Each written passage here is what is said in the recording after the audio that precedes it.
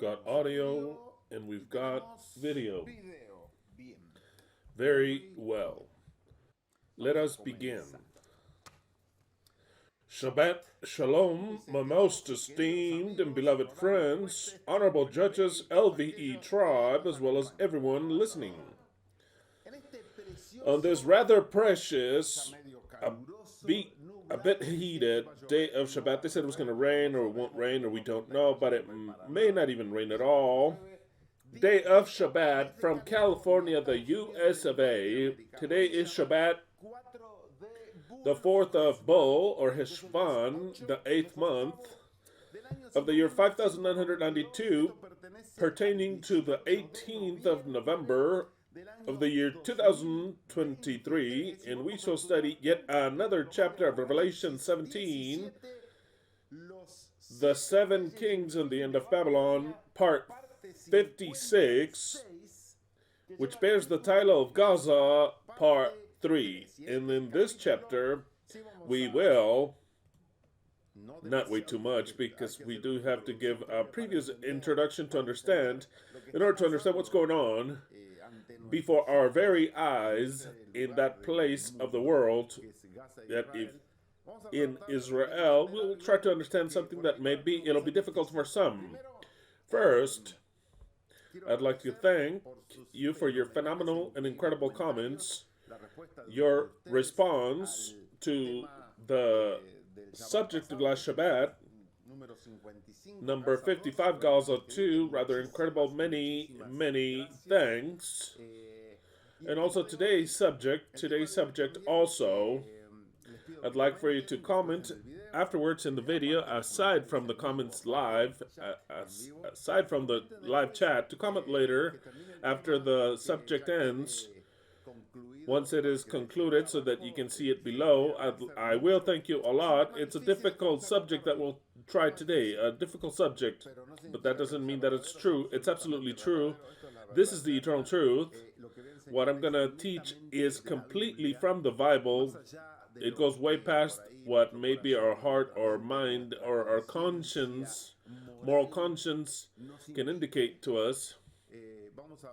We'll speak about it netly from the point of view of the scriptures and the Creator. That is what I'll present today.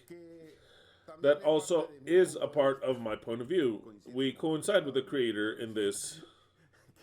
But today we shall study something that I'll have to say many things in parables, because I'd like for this video to continue, for this channel to continue, so then certain things I'm going to have to change their name. But you that know very well and are one with LVE will comprehend it. Maybe, and I'll warn you, maybe it'll go against what you thought up until now, but it is normal. We'll study it on behalf of the point of view of the scriptures. Without any further ado, let's seek our Elohim. Beloved Yahweh, we give you thanks for this rather precious day of Shabbat. We give you thanks because we can still, with complete liberty, we can continue to study your scripture, and also we can continue to preach all these prophecies and truths that you have left written for us. I ask you that they may be understood easily and that they be a part of us in your precious name, Yahweh Sabaoth. Alleluia. I always forget to thank, but now I do thank these precious flowers that seem like sunflowers. I mean, the sunflowers are huge like this. I don't know what these are. These are like sunflowers. They're spectaculars. Many things. Roblero family, because we always have the flowers. Last time they were from Boca Juniors. They were blue and yellow. They were spectacular, but oh well. Every now and then I remember and I mentioned them today. We are complete because even Belen came here, something incredible. The entire group is complete. Okay. I'd like to congratulate these people that have had a birthday, part of the Eternal Truth, that have had a birthday during this week. It is Josue Hernandez Garcia, Mexico, Luis Josue Mejia, the Dominican Republic, Elida Medina, Peru, Eddie Paiza, Venezuela, Carlos Paiza, Venezuela, Rejani Heyer, Brazil, Claudia Ortiz Calderon, Colombia, Eduardo Miranda Beltrán, El Salvador, and Cristina Catalán Soto, Chile. To each and every one of you, a great, big, enormous hug, and many congratulations, and may Yahweh bless you greatly, and we hope that it's the last birthday you have under this government. I always say the same thing, but I love to say it, under the government of Babylon. Very well, today I am wearing, of course, a very special rings that I wear for the occasion. The main one being, and the most memorable that exists in the world, is this one, the eternal truth. Of course, no one understands it except for those that bear this ring. I have the one of the Lion of Judah, and I have the ring of the rock of the caves of Solomon, which is Eliat, which is the stone, the official stone. It's not the official one, but the, how do you call it? The national stone of Israel, and it's a silver, and also it's a thick silver ring, which represents some stones, represents the walls of Jerusalem. Just with that enough, it would seem that I'm giving a message of what is coming today. Very well.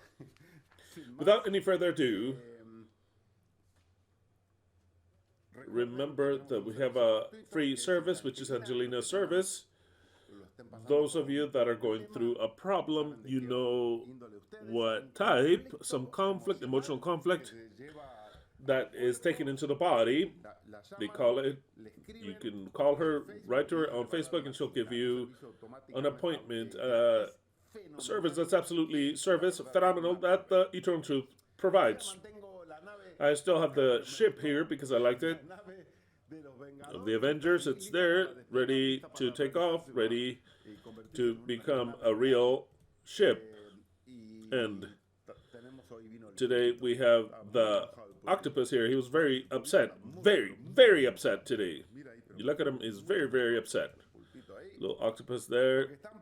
And we've got the tower with the statue that Nebuchadnezzar saw, and the stone which was cut by Yahweh, because it was not cut, not with a human hand, from the mountain. Who is the mountain? We know it's Babylon.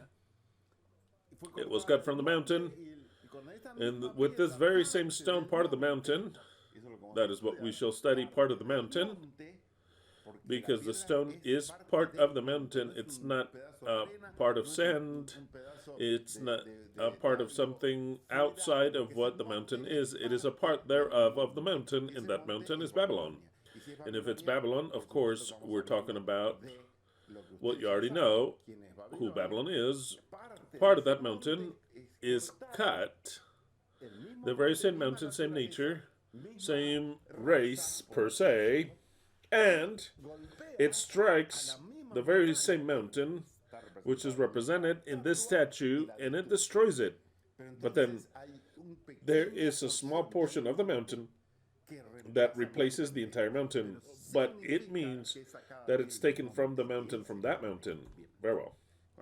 With that, you're already starting to understand where we're headed today in today's subject. We've entered into the month of Bod. You've already seen it.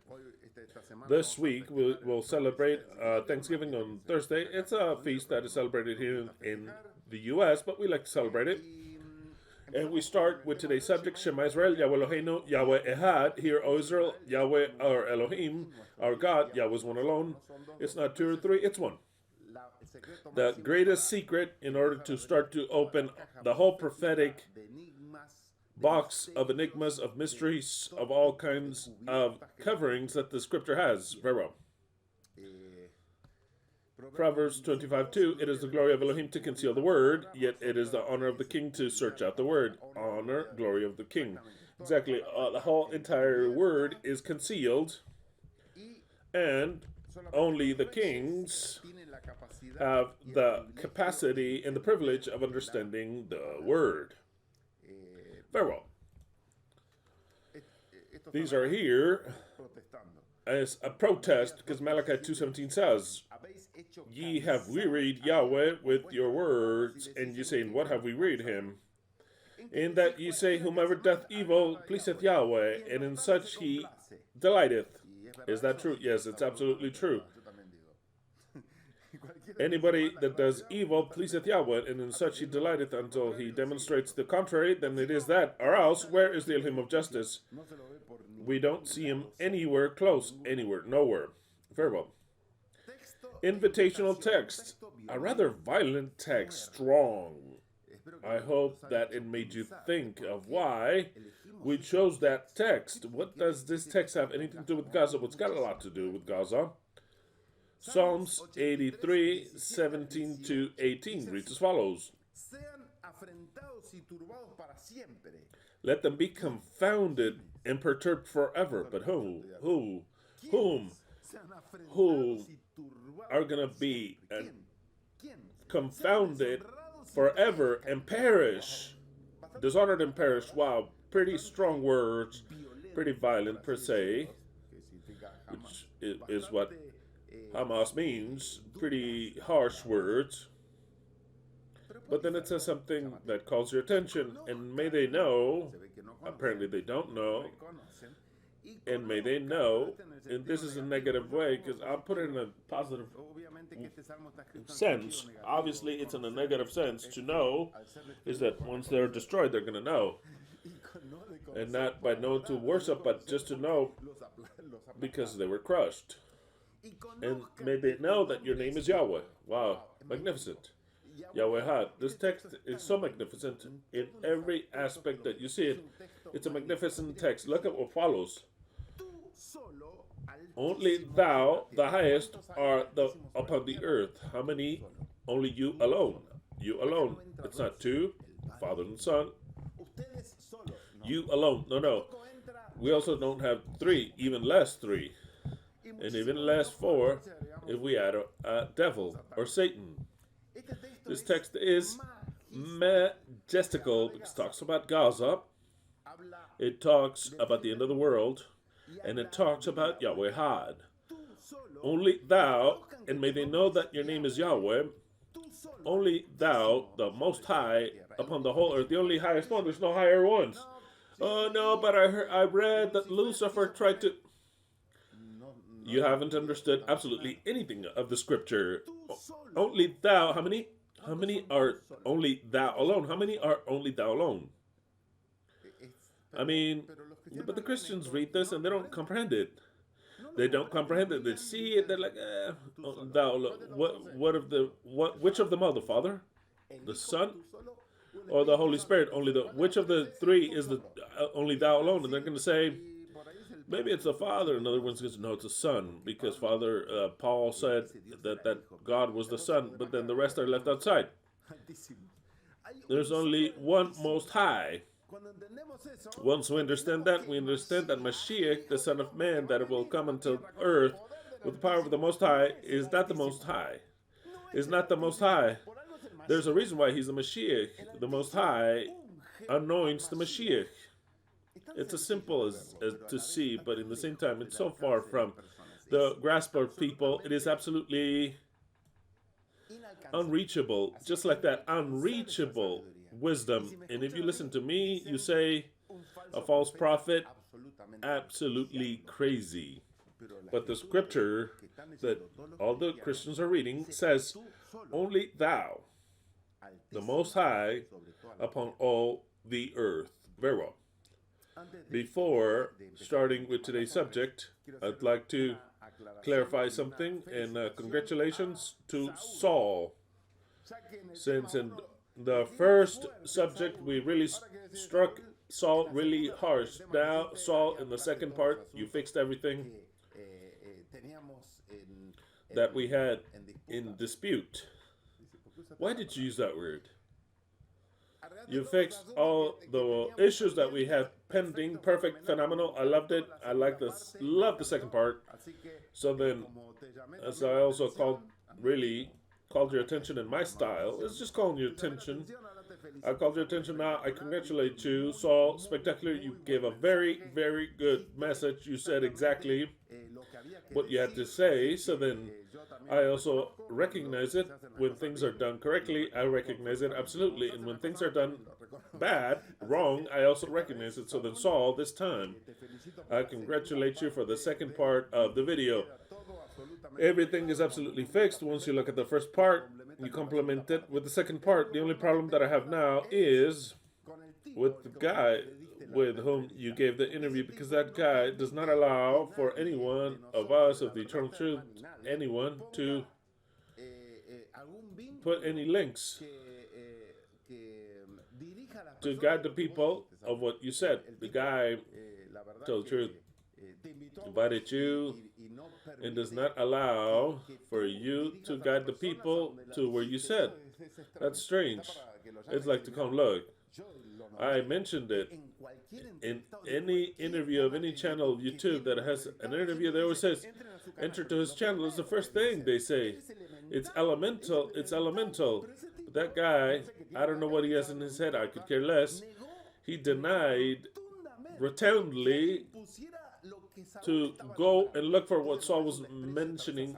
It was just despicable even against Saul. I bring him, I let him speak, but I don't let anyone to go where he's guiding the people. Or no, wow. I mean, that's enough to call the guy and completely insult him. I thought it was a complete lack of respect to Saul and the eternal truth. So great.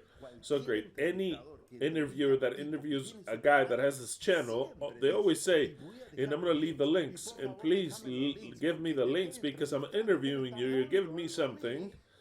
Allow me for me to say where you're from. You understand what I'm saying, right? It's normal. That guy, apparently, he doesn't know anything about the norm. But Saul, I congratulate you entirely. A great big hug. Really fantastic. Everything absolutely fixed to 100%. Very well. Gaza Part 3. Gaza Part 3. I'm going to speak about this subject because it's the initial part of this. But in turn, I also have yet to feel certain feelings that are kind of confused. Very little, but I do it. It's a very difficult subject. And I'm already tired with this world. There comes a point when the world sickens me. Once you know, you understand what you understand. There comes a point where already it starts to this lengthening, or this wait that we have to do when we already know things that we should not have known before, but now we know them, and it all becomes, instead of easier, more difficult. I'm not even depressed or even, first of all, I mean, I'm at 100% in humor today, in attitude, positive. But I'm already sick about the design of this creation. Just tell it to you like that, among us, and for Yahweh to listen. I'm already tired. I'll repeat. If you didn't understand, I am tired about the way and design of this creation. The people cannot go past what they were taught. They're really square. What they teach people, they repeat it and they live it. And they put it into practice until the day they die. Certain people wake up from the beliefs that were indoctrinated in and are able to open their eyes, but the greater majority continue on with all the information that this world gave to them, and they live their lives that way. And they have their way of living in that way. They are bound to all types of beliefs. And the fault and the origin of all this, those false beliefs, those wrong ways of living, the fault and the origin of all this is the Creator. There's no turn of the page. I want you to understand this very well. There's no Satan. It is the Creator. It is the designer of this, and that is what really upsets me. When you are fascinated by a game and you play it until you discover how the game is and it no longer fascinates you anymore. You put it away. There are riddles and there are puzzles, and once you know the tricks, they're already stop even being passionating and no longer fun. They give me something to fix and I know how to fix it and it's easy. It already lost that sense of wanting to play it. I no longer want to play it. You understand what I'm saying? You no longer want to play it. It's no longer fun. They say fix this and you fix it and you break your head, fix it, this goes here, this goes there. It's all fun until you fix it. Once you fix it, it's no longer fun. You say, give me another one. I already fixed this one.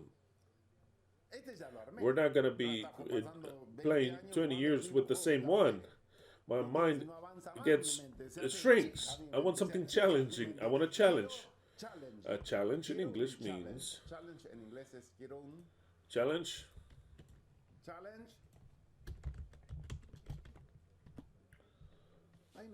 Okay, it's also a dare, but there's a word. Okay, let's use that word for now. If it's a dare, if it's a challenge is way better for me. If it's not a challenge for me, then it's no longer fun. Yeah, I could do this in a monotonously. I could do it monotonously. I could do it because I have nothing else to do, but it's no longer fun for me. I no longer have to make an effort with my mind. That's what happens with this creation once you know everything. And when you've already understood the plan, I want it to end already. I no longer enjoy being here. That is what happens to me. That's what happens to me. I am actually tired, fatigued, and this whole world is rotten. Really, this creation is rotten. It's done. It is fatigued, and the only thing that could change it, the only thing that could change this reality that the people see, is the presence of Yahweh. May it be Him physically, or may it be the true power and literal power of Yahweh in a group of people. Because this isn't going anywhere. And I'm not even depressed or anything. It's like in a board game. Bored with waiting, my mind cannot capture the idea anymore of why Yahweh stretches things. I ask him every day, why? What is it? Before, the Christians would tell me, oh, another day, there's more souls to save, more souls that we have to steal from Satan, which are little lamb, little sheep. They're lost. They were lost from the path. You got to bring them to see the love of Christ, and for them to repent, and for them to confess their sins. And so, one more to save. That has already passed into history. That complete stupidity, is gone into the garbage can. That is not the idea of why we make the periods of creation go backwards. We are in creation. Everything that we live and we enjoy and we utilize was Yahweh's designed from beforehand. All those that are against the technology do not know nor have understood. It took 6 days to build the world, and it took 6,000 years to take it into fruition in order for us to enjoy a cell phone that we can communicate from any part of the world to any other part of the world. Not just with the cell phone, but rather with a video or a computer And to look at ourselves face to face, that it's 500 years ago. So as to not say 100 years ago, it was inconceivable. It was inconceivable. It was 100 years ago, it was inconceivable. 100 years, it was 1923. The cell phones exist? No. Could you communicate with video? No. What the world sees now reflected is the closest thing of the exaltation of man. So then all those that are against technology don't know how to separate that there are bad technologies, of course, to hurt. That is clear. And there are technologies that were necessary for us to know. And that will develop more and more, because the world has not been made or created in this world for him to live like a caveman, to live in a cave. It was not created that way. Not in an Eden. Not created for that. It was created to develop all kinds of technology that goes way past, and it would take thousands of years, because Yahweh would not allow yet until he allowed to be able to develop and create and enjoy.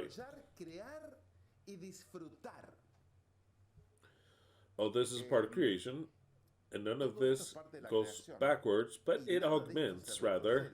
It's not that Babylon has the problem of technology. No. Technology is for good and evil.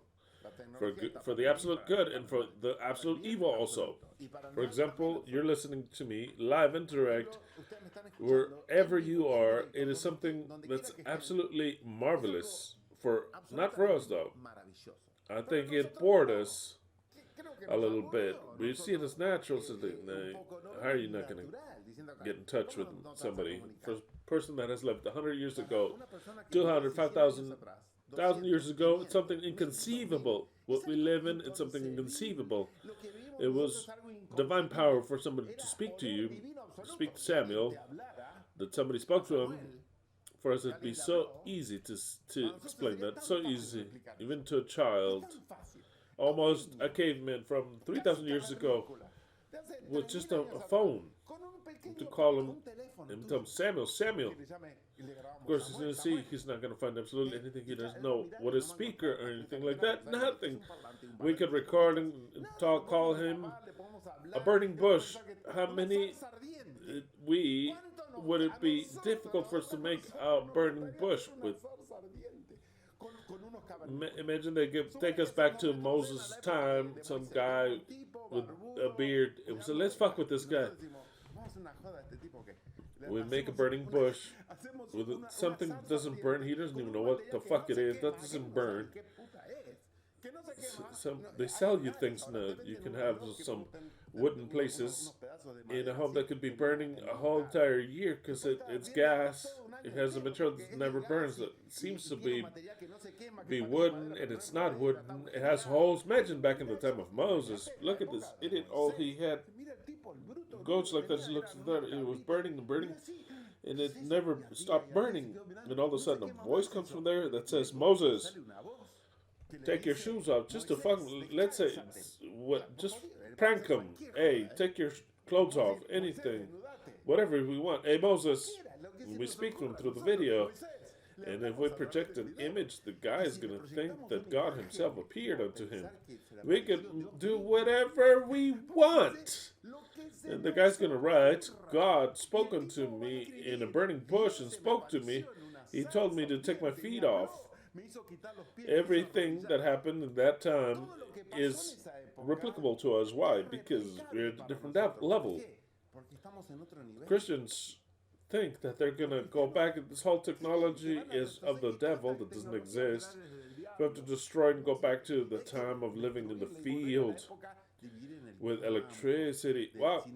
They have not understood not even the marvelous creation. I'll repeat this again. I don't want to go too far into this. All the technology that we have is a design of Elohim.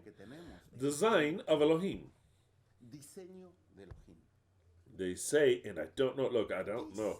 I don't know because I haven't lived it, and I think that it's more of a lie than anything. But either way, I'll mention it. They say that humans did not have the capacity of inventing a short circuit. They did a retro, starting with they don't know what the fuck it is, they start to understand what the technology is, so then that is where they found the transistors, and there were certain materials, semiconductors, that of silicon and all the ways, and that is where they get the idea that we can make something like that, and that is where the transistors are born here in the U.S. If it's true or not, I could give a fuck. But how I would love for it to have been true, and for Yahweh to have sent them, I mean, a whole box of stupid shit with transistors is here, take. You want to know? You think it's an alien, but what I want you, you're such idiots, you haven't noticed that I have to give it to you. Like in a game, like a hint, here's the hint. I give a fuck if it's true or not, because that was needed through the transistor. Is how we have the whole technology that we have now. There's no transistor, there's nothing, no computer, no phone, nothing.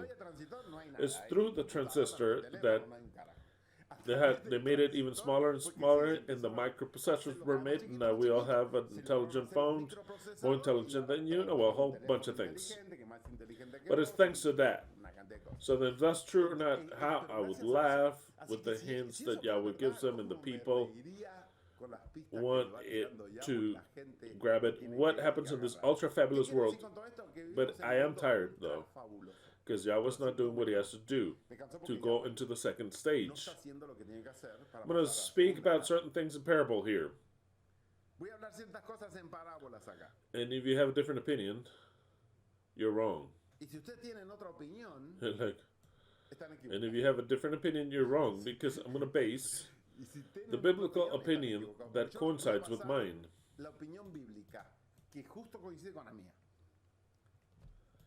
A story. A fictitious story.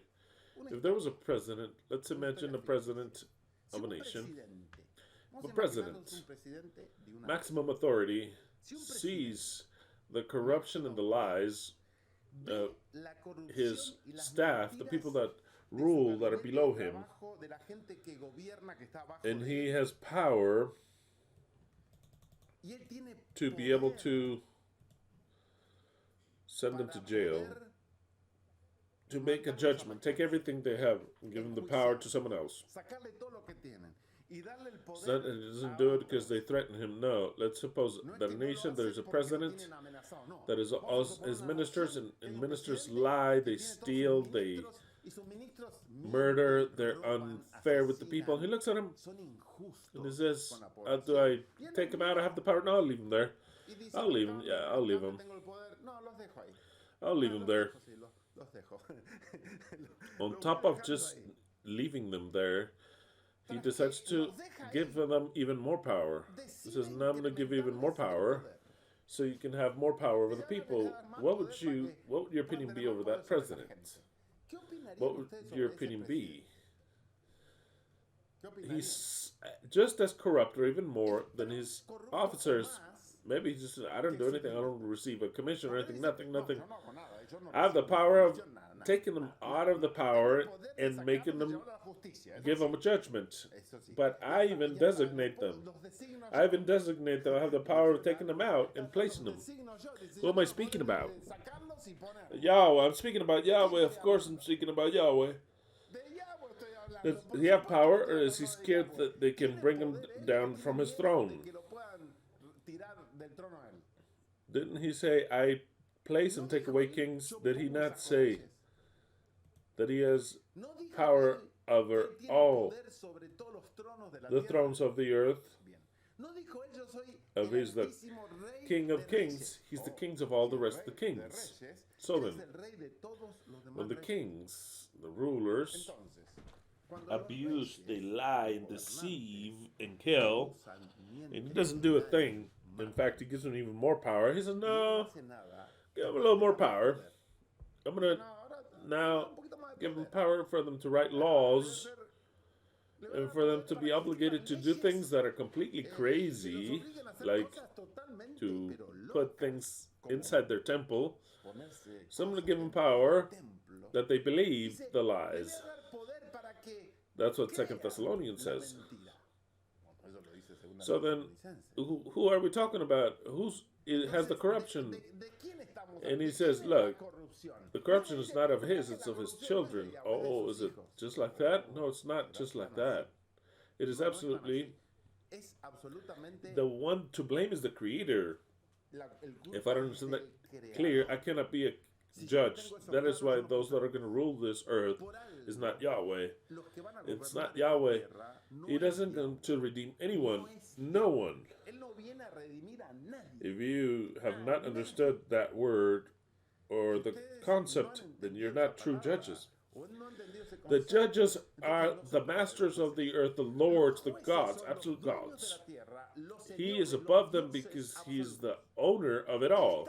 But the world, the entire world, will be subject, and it will be the kingdom of the sons of Elohim.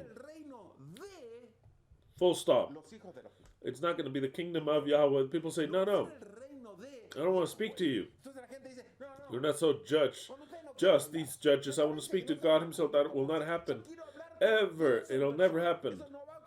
Because the God of all the people will be the Messiah.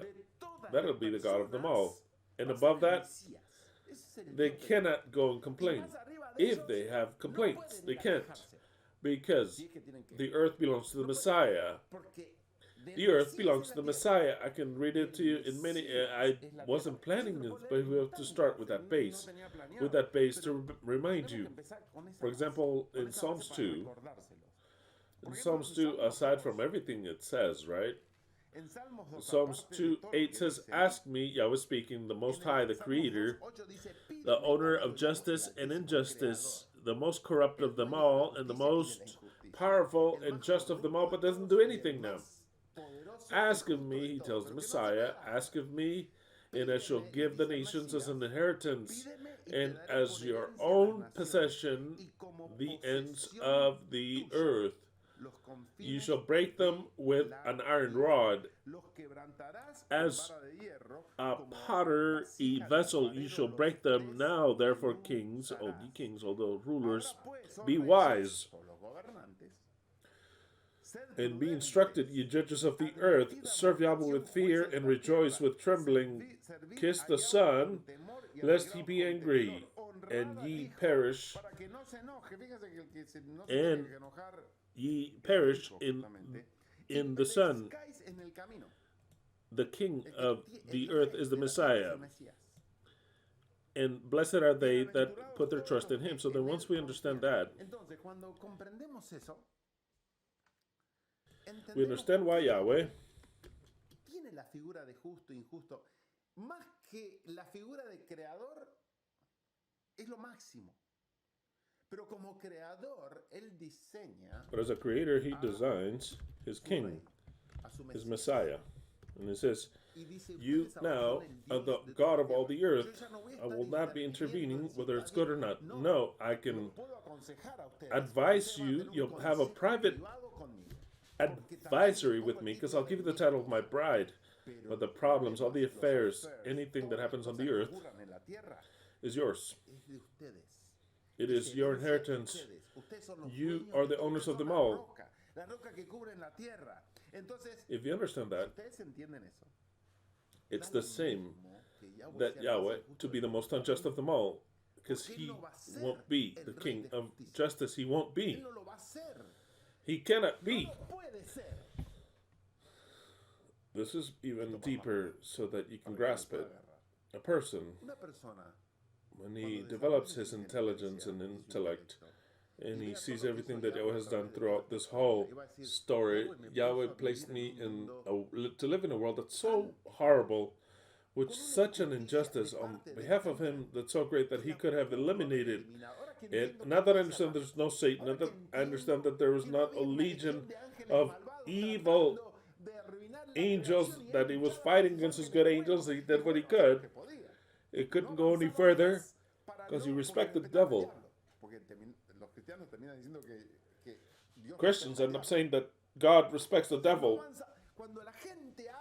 So when the people open their eyes and they see the stupid shit they believed in, and the people calls it something else, only lies was the inheritance of our fathers, they're not going to love God with all their heart, saying, you are our Savior. You know, he's going to stay there looking. He's going to say, yeah, we are his creation. And it'll be psychology. If you can't understand that, don't you worry. But no person really thinking says, thanks for all the injustice, and I was even on top of it killed. You could have been done something. You could have done everything, but you didn't. What is the reason? Once you know that he didn't come to die for him, because maybe the Christians think, oh, the blood of Christ cleansed me, and by faith and by grace. When you see that it's way past the grace,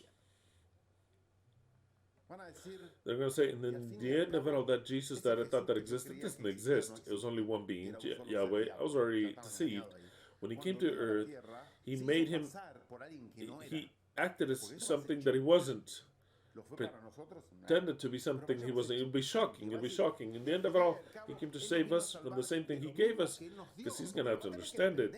When the people see that the serpent that deceived Eve was he himself, the image will fall from, the image of Yahweh will fall to the floor. Be like, why is this being? Is the being that will give us justice now if he never gave it to us? If a president, that story that I gave to you, if a president is that way, and you have the capacity of voting for another one, how many people vote for another one haven't had a president that allowed corruption and the death of your children and for you to live a life, a dog shit life, your whole existence? Because he thought about giving more power for the evil. Who would vote for that president? Tell them, no one! No one. So that I make you think. When the people wake up and see the reality and they see the creation, they see God, and they see that there's no Satan, and they see that he was the one that deceived Eve, that he was going to deceive her until he would eat. Chances no, Eve had no chance of exiting that. She said no. He would continue to insist until Satan would enter into her and make her eat. She had no escape. She dictated it to Adam and says, the day that you do eat from it, saying you will eat, it's part of the creation. So the day that you do eat, you will die. So when the people see that Yahweh impounded death into us, it says, accursed art thou, and accursed art thou. You say, what a son of a bitch.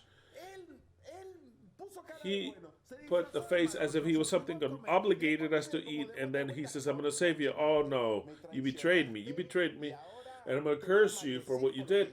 People are going to say, we thank you for your creation, all, but I don't know if we want. Apparently, I don't want to live under your kingdom. That is why that he won't reign directly. Of course he'll reign, because he rules above the Messiah. That is why the people, if you understand the logic that I'm explaining, light starts to exist. Only you can understand it. This is what I'm explaining now. It's so normal. Nobody presents this to you. Nobody. When the whole world knows the truth, they're going to abhor you. You know why they're going to abhor him? I'll tell you why. Because the Messiah is there. Because the Messiah is there. He will sanctify because of the Messiah. People are going to say, now we comprehend. Of course, the king you placed is just not like you. It's not like you.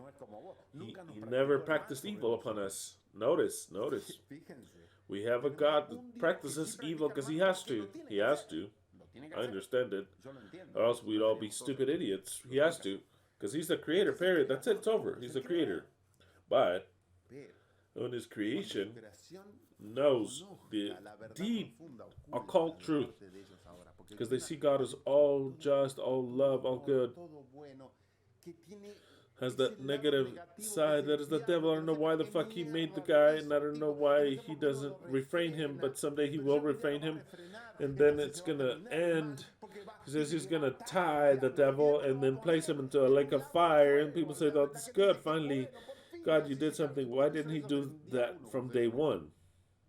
People, they analyze it a little bit more. They say, no. I'm sinning against the Holy Spirit. I cannot even elevate my mind to think about his perfect plan that God has. The evil one am I. That is the problem. I'm the evil one. I'm the accursed one. It is mea culpa. So then I cannot even blame God. No, I'm going to blame God.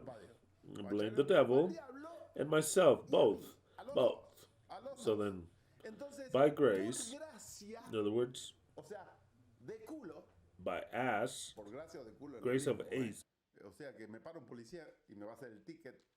If I get a ticket, it says $500, and if he likes me, he says I'll let you go.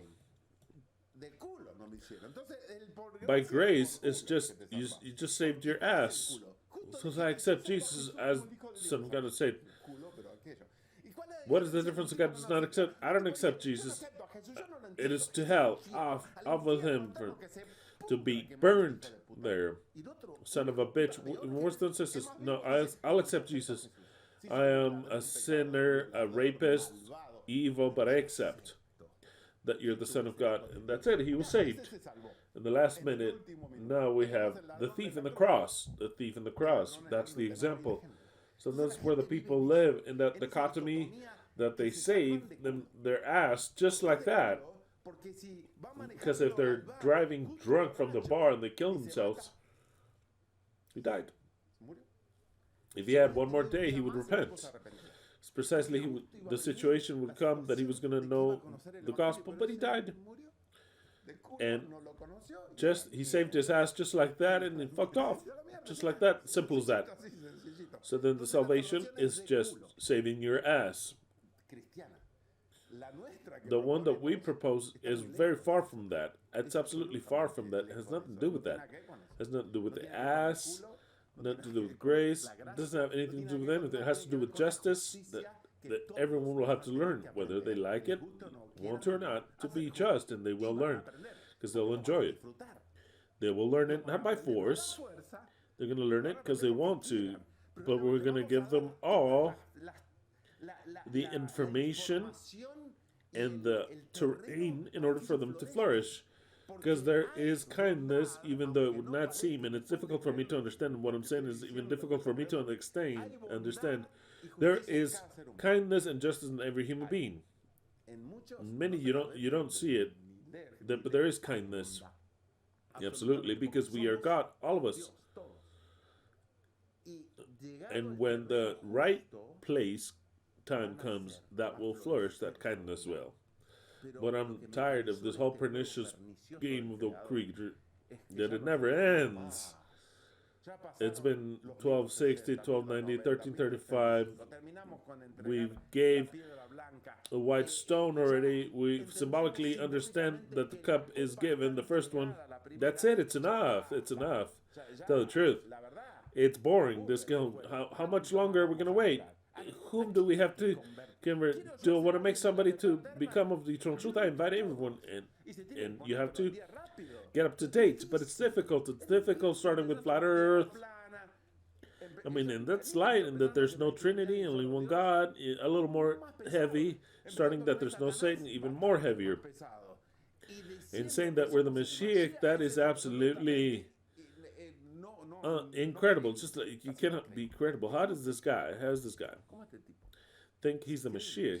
Not just him, but those that understand this truth, they convert. I've heard stupid shit, but this guy really took the complete reward, because there's always messiahs, but they call themselves that. But and to top it off, it says it's not a person, it's a group. I mean, he's lost it. How much longer are we going to wait? Why do I have to continue to wait when the judgment has been made already? It's over. That's it. It's over already. Next.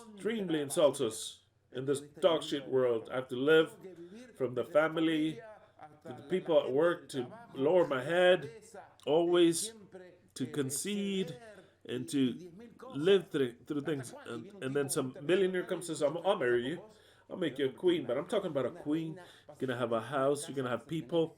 Everything that you could even think of, but without a limit.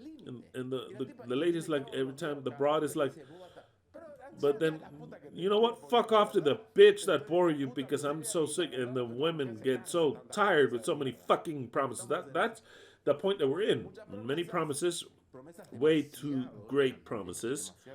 So then we're saying, well, until when?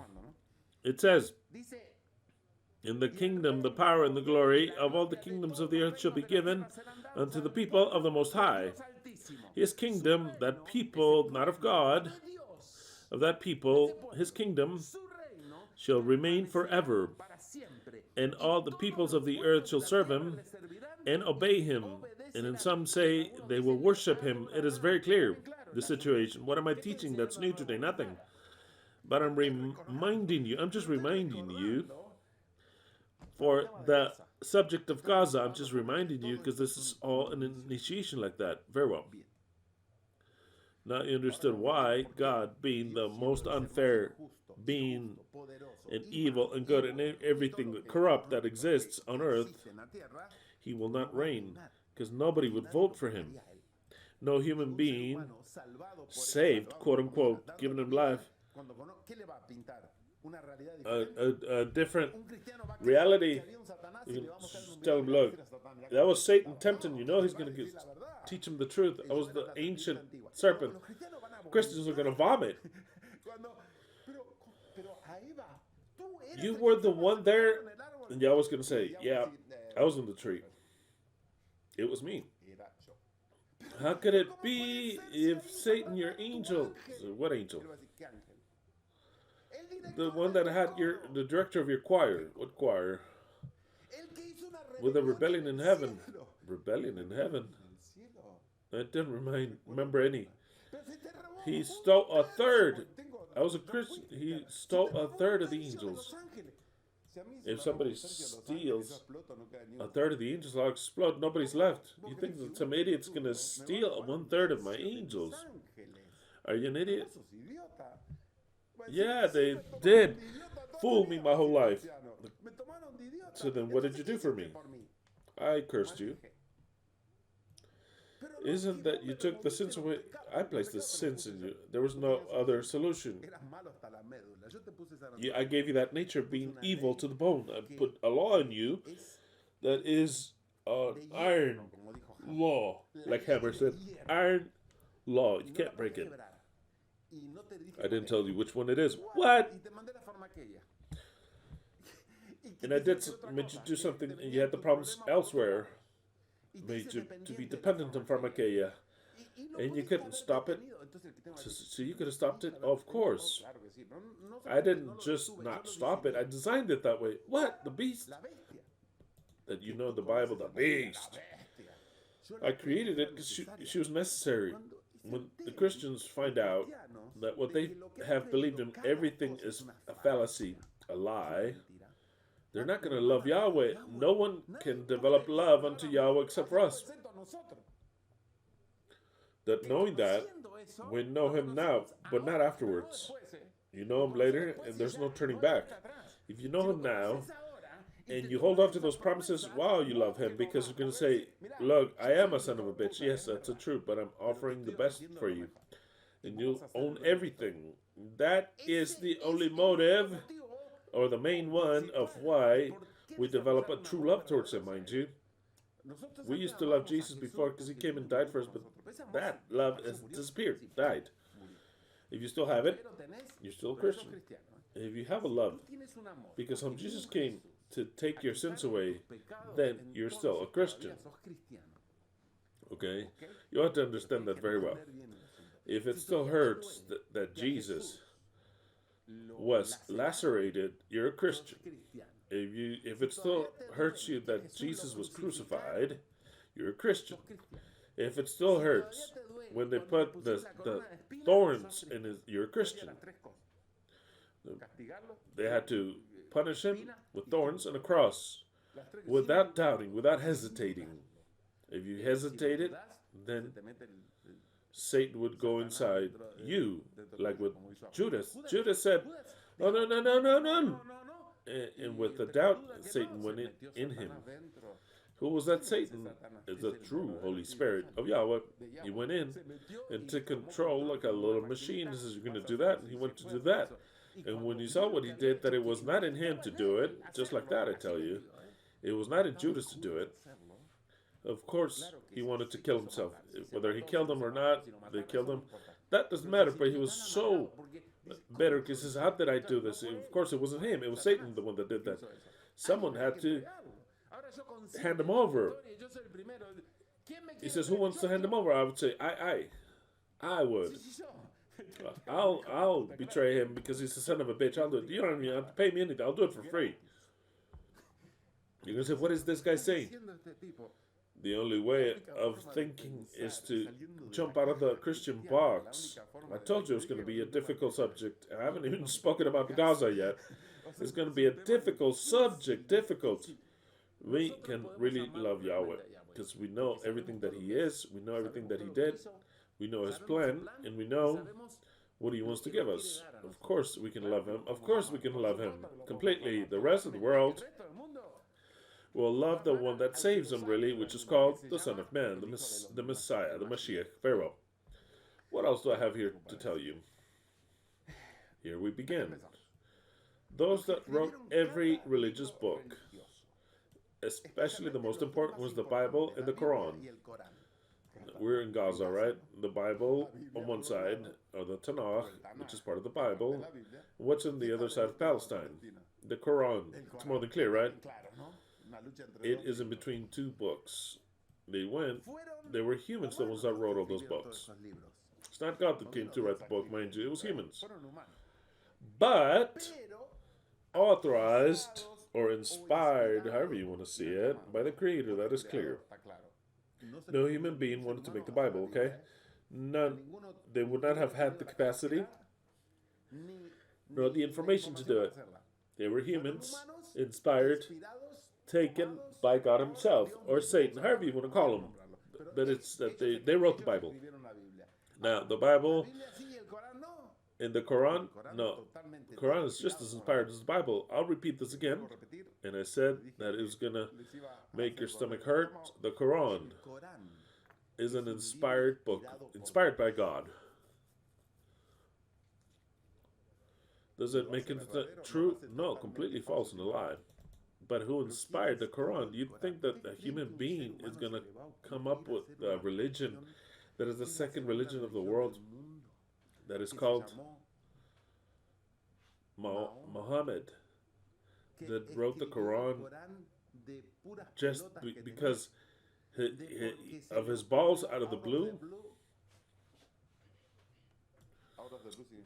Out of the blue means out of the blue, and says, "Today I'm going to go into a cave."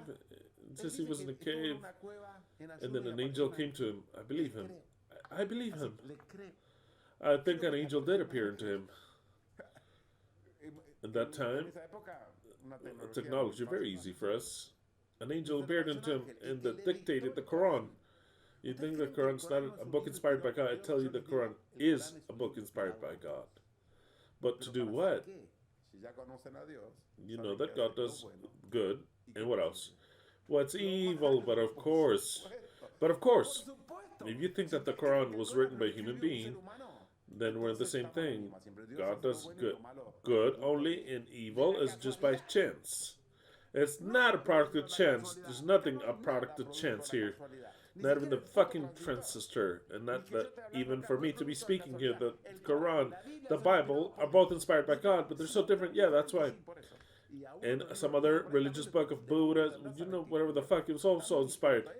He didn't have anything to do 6,000 years. Of course he didn't inspire things. But the most thing that he wants, if he said, who made the languages? He did. I'm going to divide them. Divide and conquer. A Masonic phrase that he made.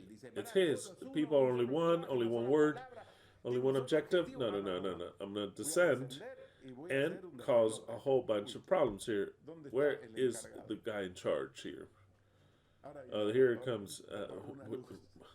Yahweh got upset. Hold on a minute. That is the truth. That is the truth. It says, no, hold on. I'm going to divide everyone here.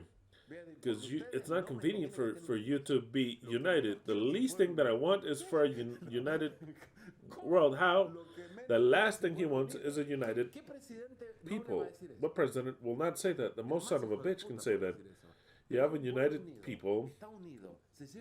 They have one objective. So the president comes and says, no, no.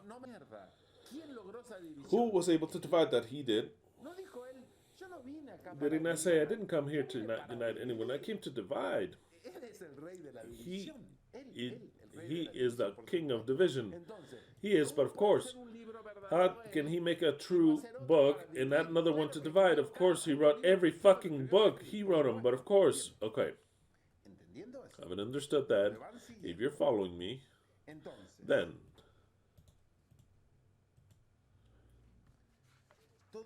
it is all a part of his creation.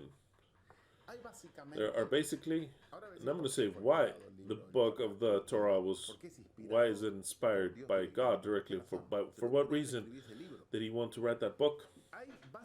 There is basically 4 religious groups in this creation.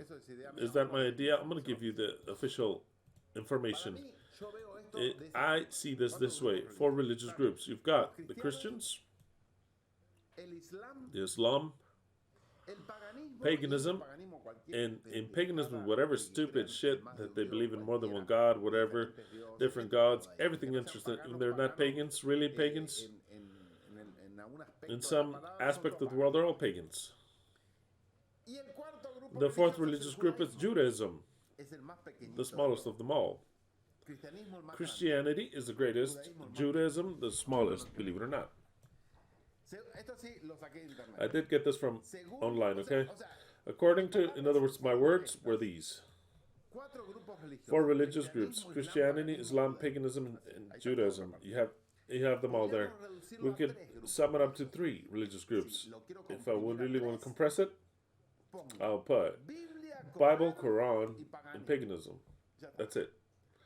Bible, Quran, and paganism. The most important books of the religions of the world. Bible, number 1, Quran, number 2. That's it, it's over. Who could have written those 2 books? Yahweh, of course. Now, I'll quote this from online. According to a study of the Pew Research Center of 2017, around the 77%, which is what was thought. There was, at 77%, maybe we need a 23% people that you can't find. With a 77 is fine. Around 77% of the global population practice the following religions. Christianism, 31%. In other words, 31% approximately in the world is Christian. They're Christian, 31%. Islam, 24. In other words, 1/4 of the world is Muslim. It's impressive. 1/4, out of every 4 is Muslim. And out of every 4, if it's 31%, 1.5, 1 point something is Christian. Buddhism, Hinduism, and the whole rest, Hinduism, paganism, it's all many Hindus. Buddhism, 7%.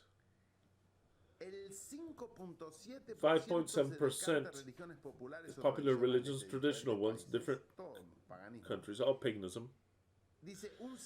It says a 0.8% for the rest of, you know what Judaism is? 0.2 of where the Bible came from. 0.2 is Judaism. 31% with Christianity, but it all starts from the Bible. But the least they practice is Judaism, 0.2%.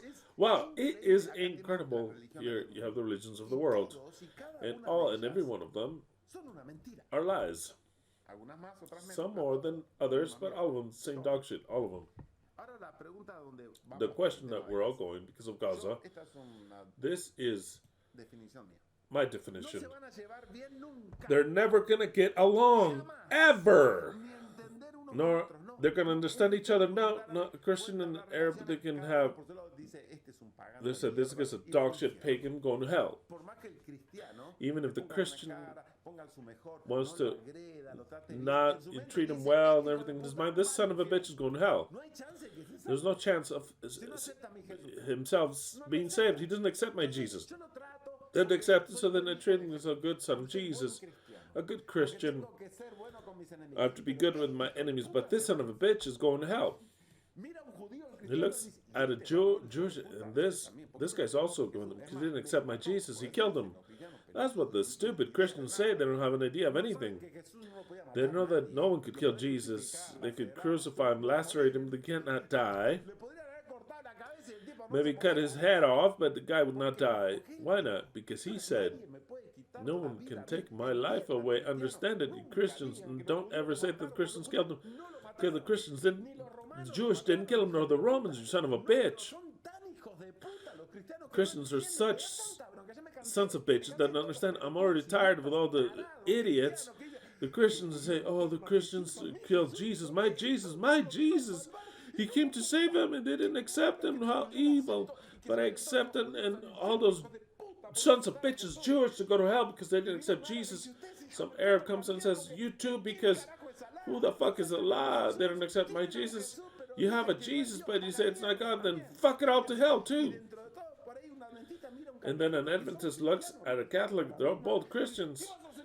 You're a son of a bitch because you don't do this, you don't keep the Sabbath, you're the beast.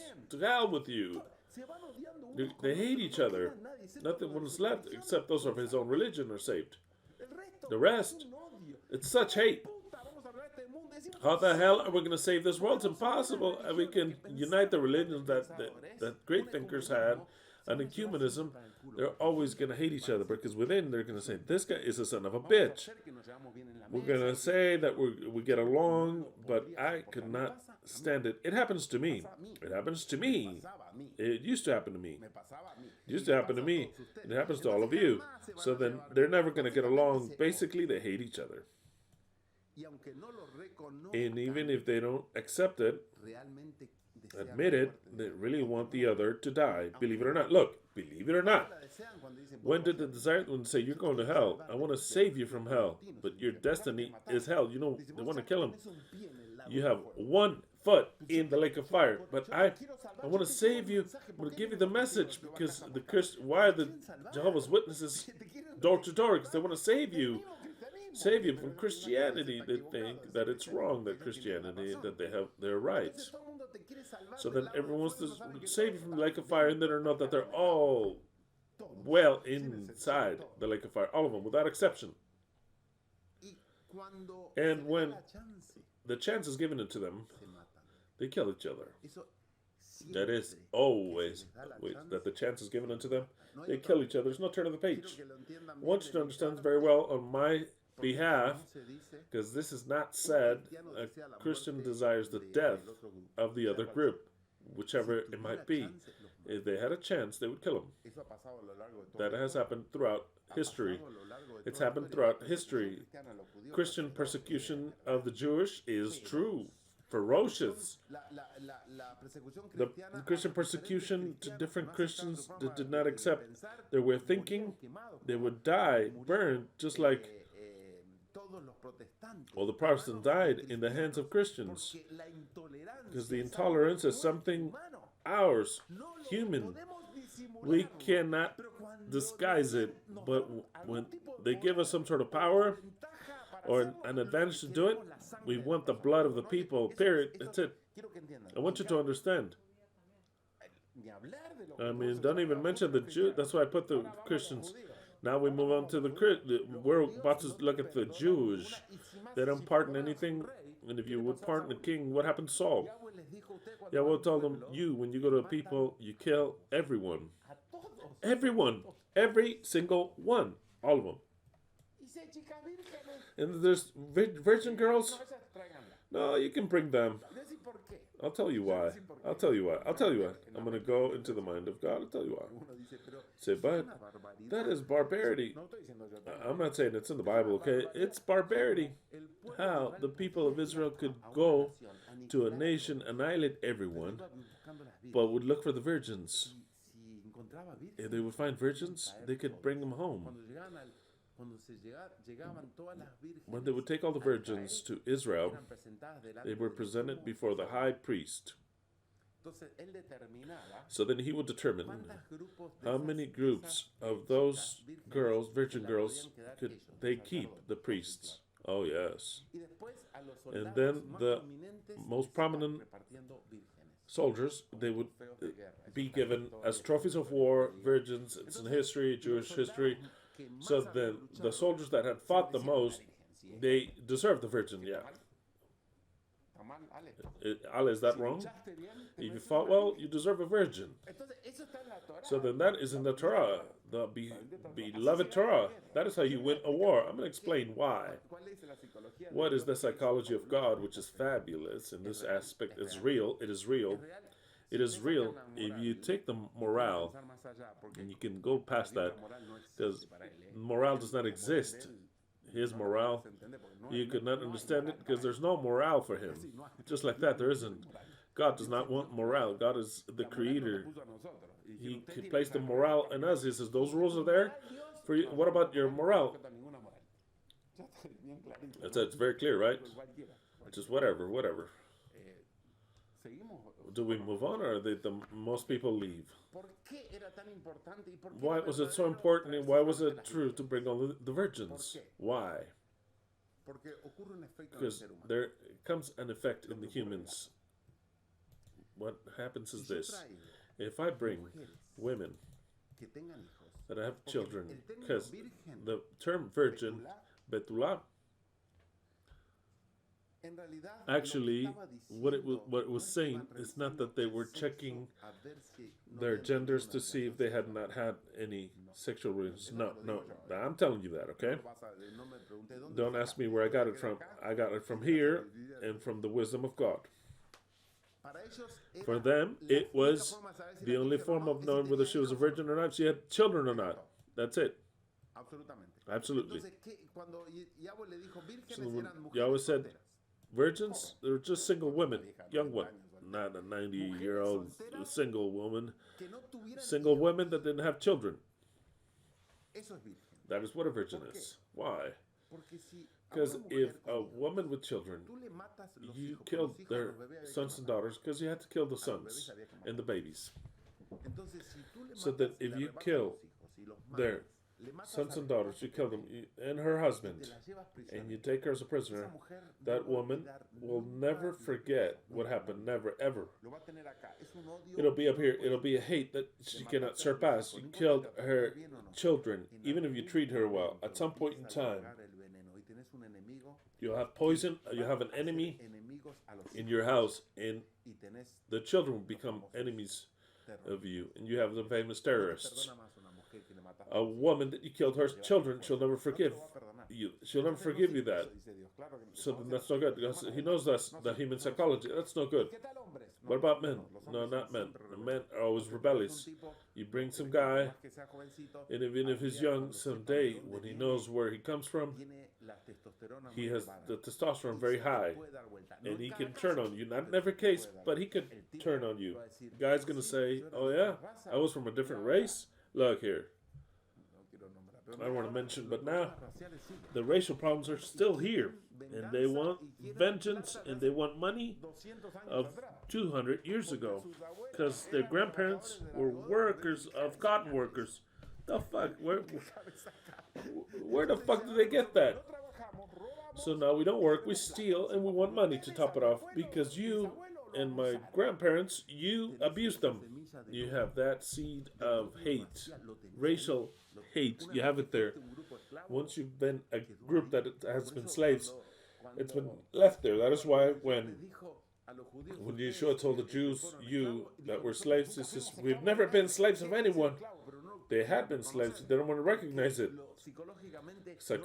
Psychologically, they can't accept it. So then, if you have a man, you have a seed of a possible avenger.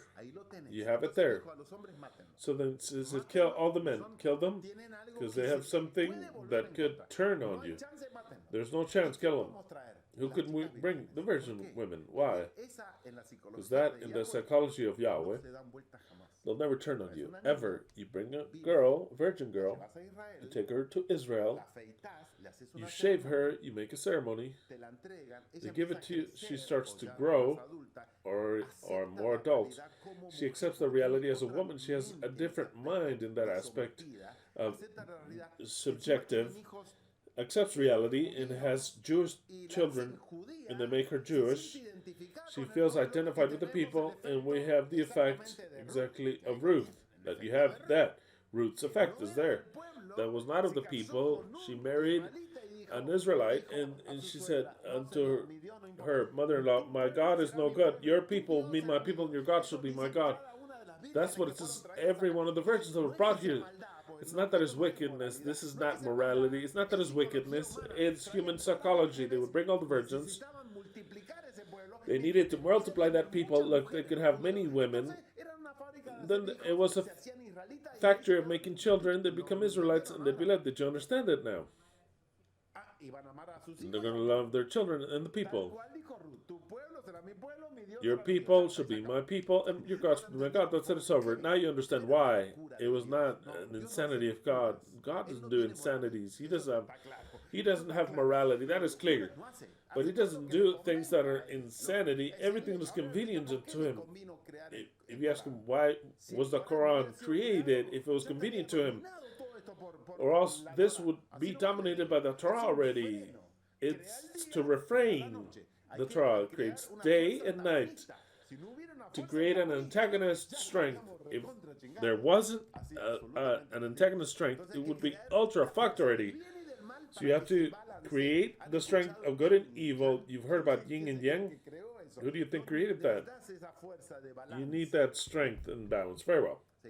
Moving on then. Let's see how many likes do we have. Let's see.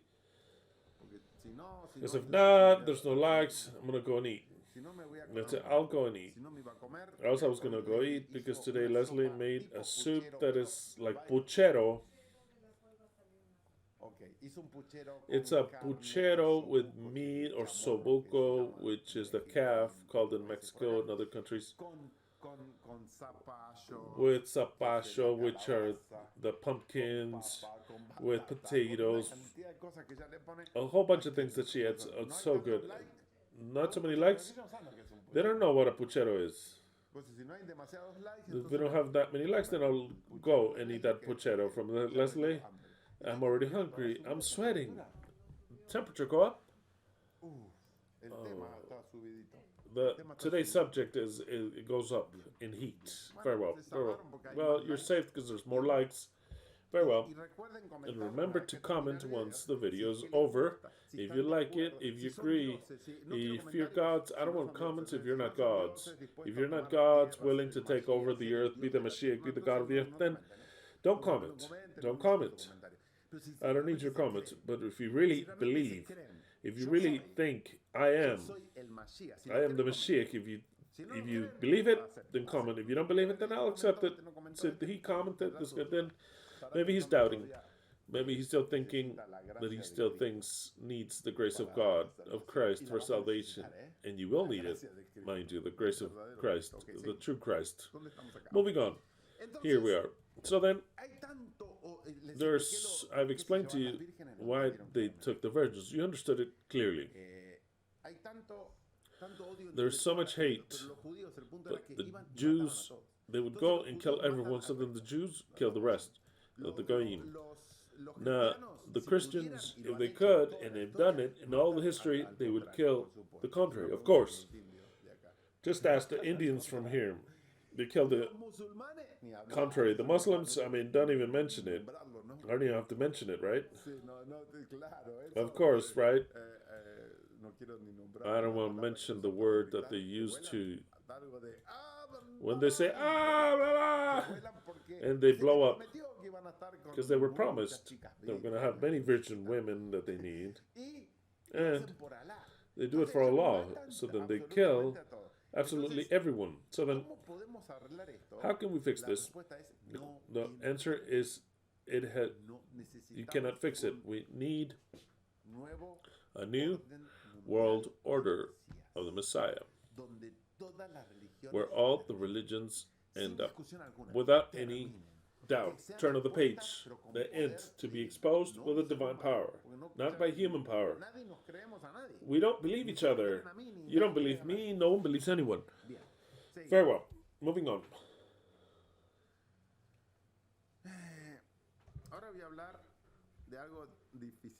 Now I'm going to speak about something difficult. This is difficult. In other words, different. We already started to understand this. Both Leslie and myself, I speak for Leslie because she thinks just like I do. I could not live, not 1 minute, in a Muslim country. None whatsoever. It disgusts me so much. I'll say this again. I have such disgust. No? I have such disgust. And I do not hide it. Disgust, anger towards that religion. That actually it is fastidious to look at them. The way they dress, the way of thinking, how the women dress, the way of being, the way of speaking. It's so nauseous. I'd rather be dead than to live in a Muslim country, whatever it might be. I will not visit Palestine. I don't visit any country that is of that religion. None whatsoever. No, Allah afraid, let's go and visit. I don't know, they could say any other country. Iran, Iraq, precious country. Which one? Yeah, the Dubai. Dubai is such a disgust. It's nauseous. I look at those guys. Wow, I mean, I don't understand how. Well, I'm not gonna say anything. I'm gonna control myself. Whew. Oh, how pretty. That I would never have gone to a dog shit place in Qatar, because I would not set foot in those places, because I have such disgust for that religion, such disgust that it just seeps through. I can't control it, and I say it. YouTube. Such a disgust because of that religion. Such a disgust. An aversion, terrible aversion that I have in every aspect of theirs. Not just that religion. How they think, how they speak, how is their culture, how they look, how they walk. It's everything. It says, how can he, if I am not completely, absolutely, brutally honest with what I'm saying, I could even speak. I could not even speak of the subject. So then I could not ever live in a country, a Muslim place. I would not ever go to visit Gaza in complete peace. In complete peace. No peace, no war, no destruction. They're all the guys from Gaza there. And I go and visit Israel, and I'll go over to Gaza to look at the boys there. It'd be too difficult for me to visit. I'd just leave in 2 minutes, maybe, if I were to. When the locusts come, you know that whole race I call locusts. The locusts or the wild asses. When they come, I even tried to cross the street because I'm careful, because he could blow up. Since we were little, I would point at them and tell my children, look at those locusts over there. If I'm in London or something, you can't break on me. We have to make you one. Let's see. This is for, where is this going? Oh. No, we do. I have to make it a reality, or else how can it be? From when I was little, when they were little, I would tell them, look at those locusts. We'll go to tennis matches, and we have locusts there. To see a woman covered like that, it's such a disgust that I'd avoid it. I don't want to look at them. I don't want to even be close to them. Look at what a sermon. I mean, this guy thinks he's part of the Messiah. Well, that is how they're going to blow up. They're going to blow up, actually blow up with the law. Now, if you ask me, could you live in Israel? I'll say completely. It's completely. Not that I want to live in Israel, but I could live with Israel. Absolutely. No problem whatsoever. And you could live even in an Orthodox place? No, yes. I don't know if they'd be angry at me, but I could live there. Of course, an Orthodox neighborhood. I don't have any problem. Not even the most homosexual place in Tel Aviv, no problem. Jerusalem, Tel Aviv, no problem. I don't even want to visit them. But if I were to say, could I live there? Of course, of course. I don't have any aversion with them, none whatsoever. None whatsoever. In fact, I have a unity with them, but also a difference in certain ways of thinking, but I have a union with them. That's why I said the subject was going to sound so weird for you. Of course, in fact, I have declared to you, I declared myself as a Jew, I'm going to have problems. Now that they think different from what I think, that's something else. Okay, moving on. If I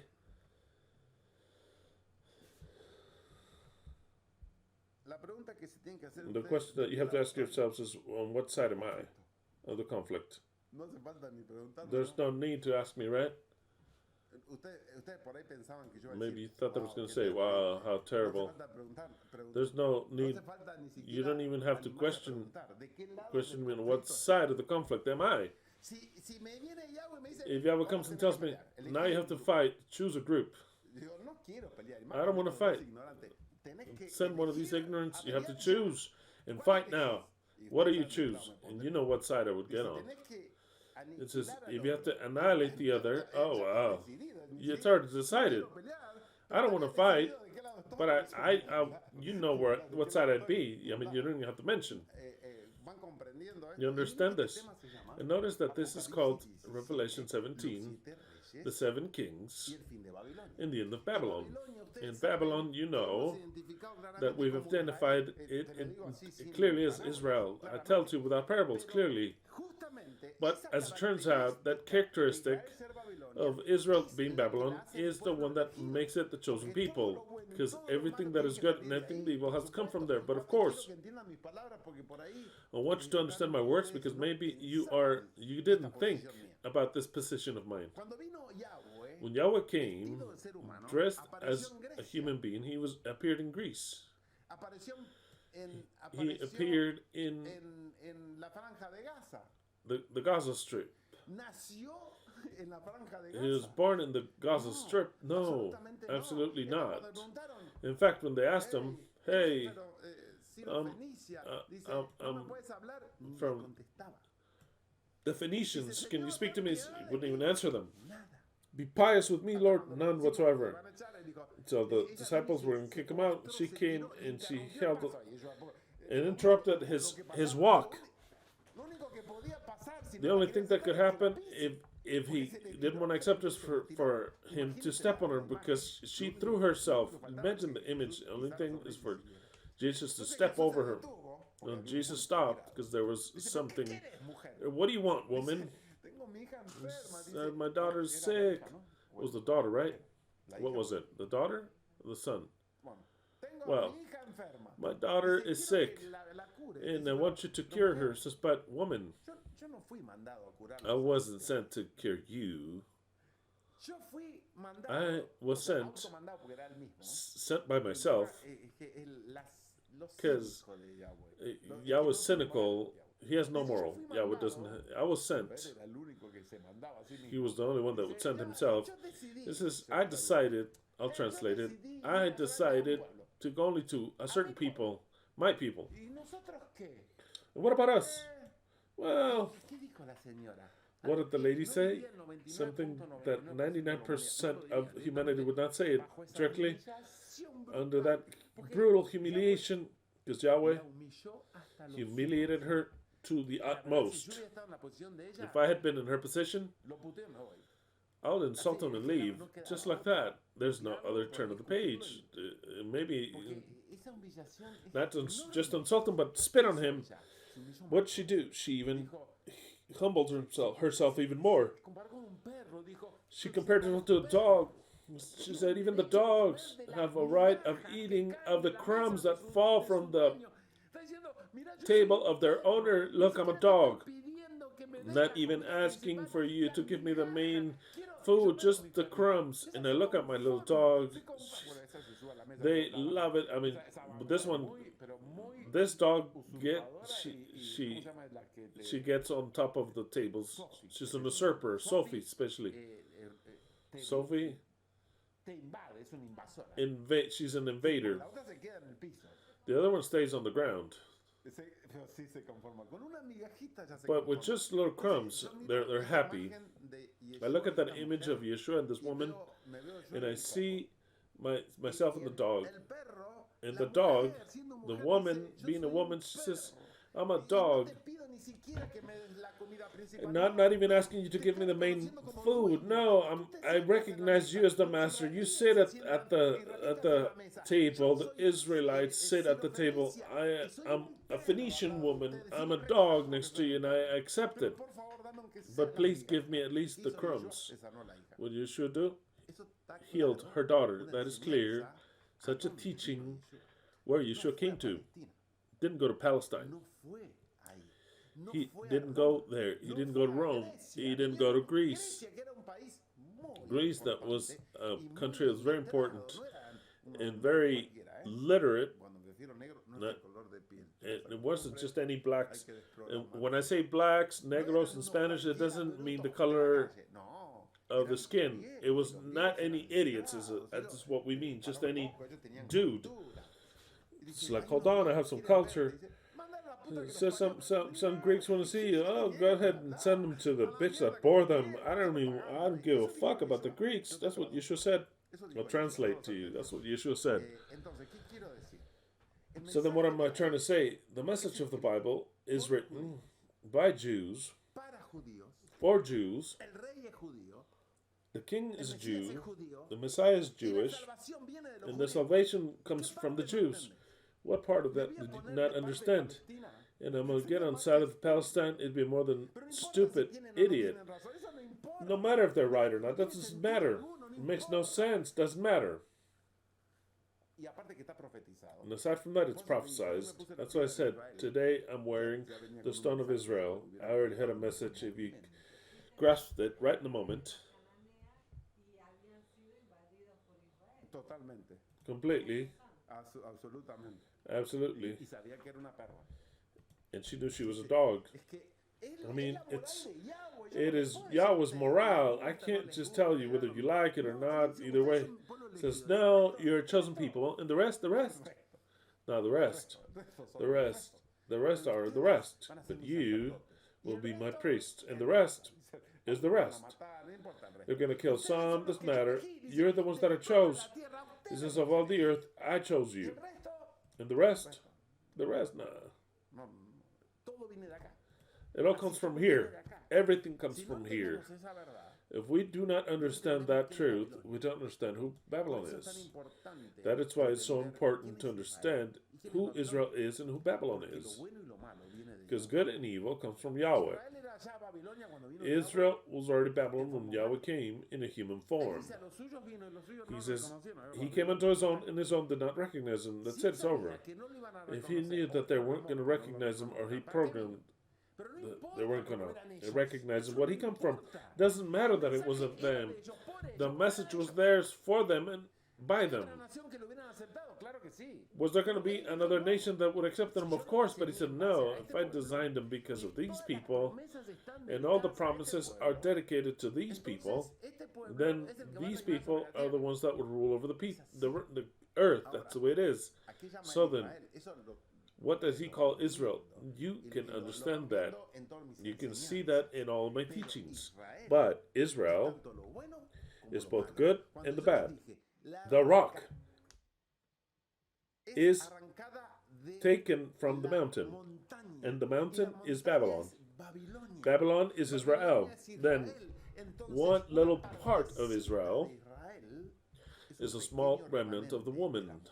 That is the one that destroys the statue. But it is still Israel.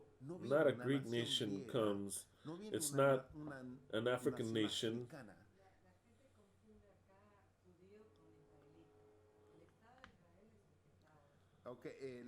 Try to understand my words without being confused. Try to not give your opinion. And in this moment, try to not give your opinion because you're going to make a mistake in your opinion. Because barely I started to open the roll. Try to not give your opinion. Just listen. Because your opinion could be wrong and then you look ridiculous. An Israelite is a term from the people of Israel. Ancient. Israeli is a modern term because of the state of Israel today. Those that live in today are not Israelites. They are Israeli. Let's start with that. And they were called Israelites, somebody that lives in Israel. They are an Israeli. An Israeli. Different term in English also. Don't say Israelite, but Israeli. Taking that out, that first of all. Now, second of all, Israel is the absolute definition of the beast, of the prostitute of Revelation 17. But I've explained that millions of times. Millions of times.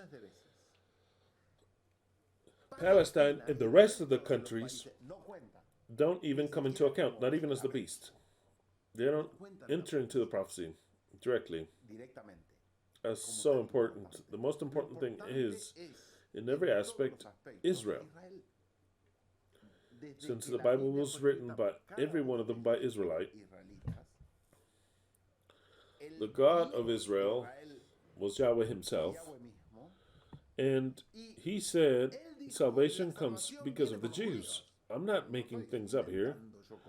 He doesn't come because not the Americans, nor Argentinians, nor the Spaniards, nor Italian. No. Salvation comes through the Jews. I've told you that many times. He said it in person. So then, you have to understand this teaching that I'm going to teach today. No, not entirely today. This is just an introduction to start with GAZA. And I'm going to say what the Bible says about GAZA. Up until now, I've not given my opinion. Not merely my opinion, but everything I've said is biblical, what I've just said. Your opinion does not count. When Yahweh cursed the fig tree, was it Greek or was it in Jerusalem? It was in Jerusalem. It was in Jerusalem, the fig tree. Because then he came and he entered into Jerusalem triumphant on a donkey, of course. But the fig tree was a Jewish fig tree, Israelite. Not a pagan fig tree, not an Italian fig tree, not a Roman fig tree. It's all in Israel.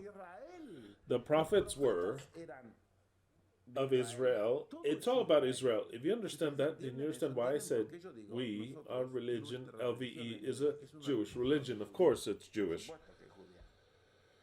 Different to Judaism, but it's Jewish, nonetheless. Or else we would not keep the Shabbat. We would not understand the Shabbat, the feasts that we keep, or that we celebrate. We would not understand them under any aspect. We would not understand Daniel. Daniel speaks about the Son of Man, who is Jewish. But of course he's Jewish. Not the Jewish that you're thinking of, but he's Jewish. Absolutely, because Yahweh designs it that way. He's Jewish. So then, whoever it is Jewish. No one's going to say, oh, so then the Messiah turned out to be Italian. No, he's Jewish. He may have been born in Italy, but he's Jewish nonetheless. He may have been born in America, but he's Jewish. That's the way it is. It's clear as that. Absolutely, he's Jewish. Maybe he was born in Italy, but he's Jewish. He may have been born in America, but he's Jewish. That's the way it is. It's clear as daylight. Absolutely. There are three races in the world. And now I'm getting into even more problems. ¿Cuál es la? Three races in the world. De Cam. The race of Japheth, the race Dios la dividió of hasta Shem, colores and the race, para que sea clara what is la the other one? división. La raza Of de Jafet Cam. son Exactly. los blancos y todas las razas blancas que And existen. God Ahora está divided it muy in claro colors todo. so Pero that it is clear, this la division. raza de Sem, The race of Japheth are the whites and all the white races that exist. Now, it's all mixed, incluyendo las langostas. but there are roots. Sí. Son hermanos, Shem's race incluyendo las langostas, are all incluyendo India, those incluyendo of the Middle los East, orientales. including Japón, the locusts, China, yes, todos their ellos brethren, son including the raza locusts, including semítica. India, Todos los indios de América including the vinieron a Orientals, través, Japan, la única China, a través de all of them. Alaska, la única paso. They are fueron colonizando América. Semites. No es que All the Indians son of America indios that came americanos. through, Son the only way they came 100% through Alaska, the only way, semitas. and they colonized America. It's not that they're American Indians, they are 100% Semite. No matter if they look like Indians or that they were pagans, that doesn't matter at all. That doesn't matter what they practice. The race, the American race, the original one, of when they came, they are Semites, 100%. There was a time, and in America, that there only lived the Semite race. It was all the Indians that there were. All the Indians from Alaska to Patagonia of Argentina, they were 100% Semite. Just like all the Orientals, just like all the Arabs, Semites. The whites, the whole white part of Europe towards the north to Russia, those are Japheth. And the part of Africa is Cam. That is how Yahweh divided. More than clear. But the prophecy is absolutely magnificent, and I see that we're never going to end this prophecy that you already know about. I gave you this many years ago. But no one understands this prophecy, only you. If you remember, because maybe you don't even remember. Okay, let us go to Bereshit, or Genesis, and we'll go to Bereshit, chapter 9. Bereshit, chapter 9. And we'll go to the text. Ustedes entienden, ¿no? Que hay tres razas y nada más, ¿eh? 24. No Reads as quiero follows. todos los textos de cuando Noé subió al arca con sus tres hijos. You understand that there are three races, right? No one else. Three races, no one else. No había más. I don't want to mention all the texts of when Noah went up to the ark with his three children. The sons were Japheth, Shem, and Cam. No one else. There wasn't anyone else. Out of those three races, out of those three sons, there's no other human being, were children born. And out of those three only people, Japheth, Cam, and Shem, are how all the races of the world divided. No more races from a Chinese, Japanese to an American Indian. They're all the same. The only difference is that, well, since the families, they started to change a little bit because a family was a little uglier than the other when they were multiplied, and they all look like that's the way it is. That's the way it is. There's no other turn of the page. It's the way it is. But they are pure Semite. All the Orientals, all Semites. American Indians, want to make that clear, 100% Semite. Japheth took Europe, no one else. Europe and part of Asia, part of Russia and above. And Cam got all of Africa. After that, they start to emigrate, of course. But that is basic. We have to go to the basic. And now notice the brutal prophecy.